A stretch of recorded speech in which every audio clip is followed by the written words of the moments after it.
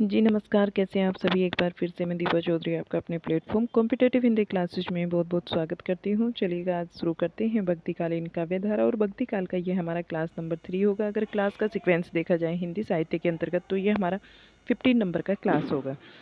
तो चलिए, जिन्होंने चैनल को अभी तक सब्सक्राइब नहीं किया वो सब्सक्राइब कर लीजिएगा। इसका PDF आपको टेलीग्राम चैनल पर अवेलेबल करा दिया जाएगा। आज तक के जो भक्तिकाल की 3 क्लास हुए हैं इन तीनों का PDF मैं आज ही आपको अवेलेबल करा दूंगी टेलीग्राम चैनल पर।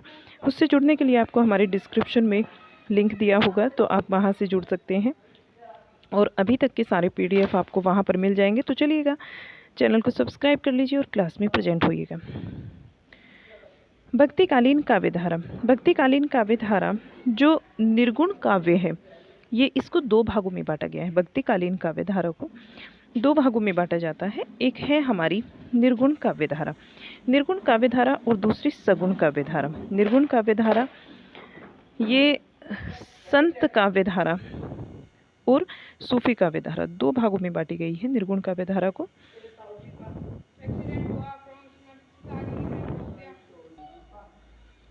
संत काव्यधारा। संत काव्यधारा का एक और नाम है ज्ञान आश्रय काव्यधारा। इसके जो प्रमुख कवि हैं कबीरदास को माना गया है। दूसरा है इसमें सूफी काव्यधारा। सूफी काव्यधारा का एक और नाम प्रेमाश्रय काव्यधारा है, जिसके प्रमुख कवि मलिक मोहम्मद जायसी जी हैं। नेक्स्ट है सगुण काव्यधारा। सगुण काव्यधारा को भी 2 भागों में बांटा गया है। एक आपका कृष्ण भक्ति काव्यधारा और दूसरा राम भक्ति काव्यधारा। कृष्ण भक्ति काव्यधारा के जो प्रमुख कवि हैं सूरदास जी हैं तथा राम भक्ति काव्यधारा के प्रमुख कवि तुलसीदास जी हैं। सूफी और संत नाम निर्गुण काव्यधारा में जो सूफी और संत नाम आए हैं ये किसने दिए हैं? डॉक्टर रामकुमार वर्मा ने। ज्ञान आश्रय और प्रेमाश्रय जो नाम दिया गया है वो आचार्य रामचंद्र शुक्ल के द्वारा दिया गया है। आगे निर्गुण काव्यधारा के ज्ञानाश्रय शाखा को विद्वानों के द्वारा दिए गए नाम।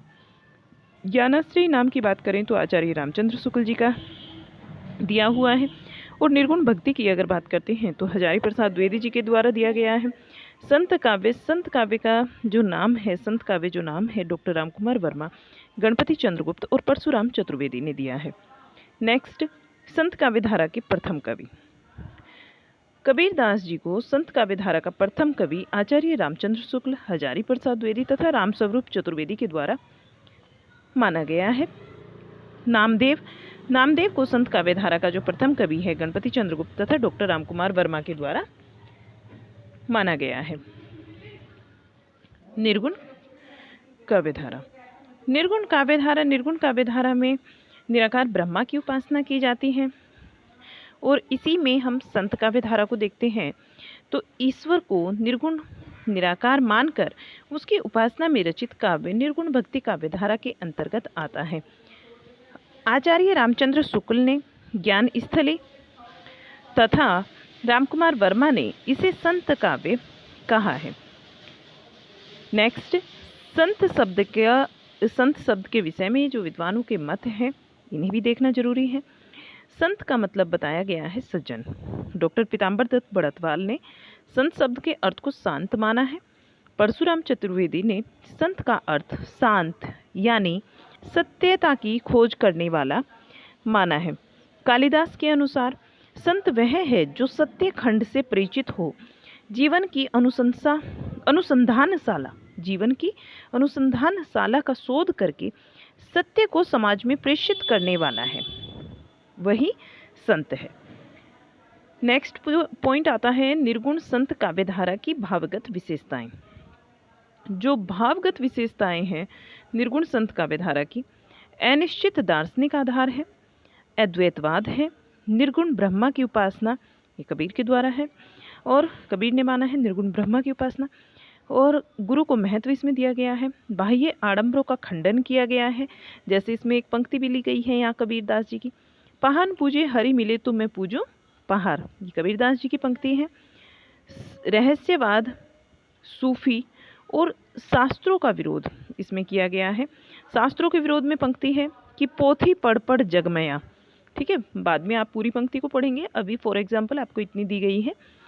देखिए आगे, माया का विरोधी माना गया है संत काव्य को, और इसमें क्या है, स्त्री को माया के रूप में देखा गया है।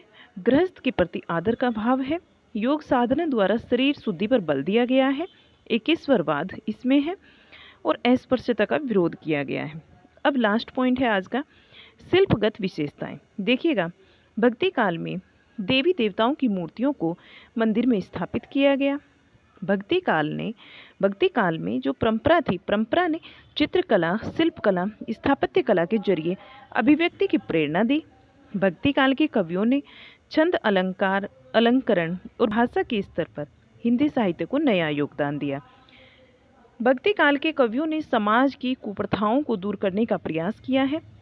भक्ति काल के कवियों ने सरल भाषा में भक्ति साहित्य की रचना की ताकि आम जन भी इसे समझ सके। भक्ति काल के नेक्स्ट पॉइंट, भक्ति काल के कवियों ने प्रबंध और मुक्तक साहित्यिक शैली का इस्तेमाल किया है। भक्ति काल की कवियों ने अवधी और ब्रज भाषा का भी इस्तेमाल किया है। तो यहाँ तक जो है आज का हमारा ये क्लास तो यहीं तक रहेगा।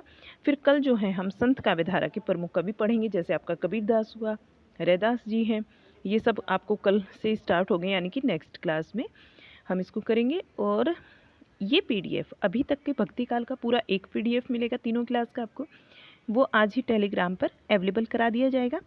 आप वहाँ जुड़ सकते हैं हमारे साथ, लिंक दे दिया जाएगा आपको। ठीक है, क्लास कैसा लगा ज़रूर बताइएगा। क्लास को आप लाइक शेयर नहीं करते हैं तो इस तरीके से भी आपको पूरा नोट्स मिल रहा है, उसके बाद भी आप लाइक शेयर नहीं करते तो ये अच्छी बात नहीं होती। अगर आप क्लास से फ़ायदा लेते हैं, क्लास आपको थोड़ी भी हेल्पफुल लगती है तो आपको लाइक करने में कुछ नहीं जाता, एक लाइक ज़रूर कीजिएगा और अपने दोस्तों को जिसको इसकी ज़रूरत है वहाँ तक इसे ज़रूर पहुँचाइए। ठीक है, मिलते हैं आपसे एक नई क्लास में, तब तक के लिए बाय बाय।